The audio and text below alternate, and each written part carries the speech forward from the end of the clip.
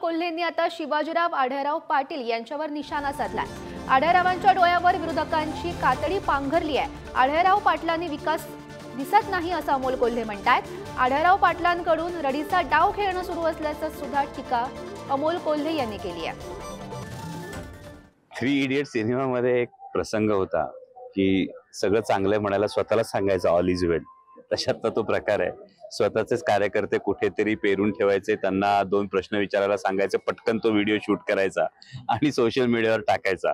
अशा पद्धतीचा हा रडीचा डाव हा सातत्याने खेळला जातोय।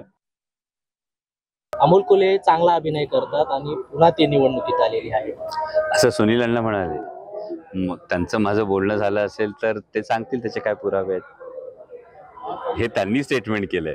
कारण मला काही कल्पना नाही माझं त्यांच्याशी काही बोलणं झालं असेल तर ते चांगले मित्र आहेत, काही विषयच नाही त्यामध्ये। पण या संदर्भामध्ये त्यांनी हे विधान आत्ता का केलं किंवा काय कारण आहे मला काही कल्पना नाही। आणि चांगला अभिनय करतो हे त्यांचं जे कौतुकाची थाप आहे, ही मित्रांनी दिलेली कौतुकाची थाप ही मान्यच आहे।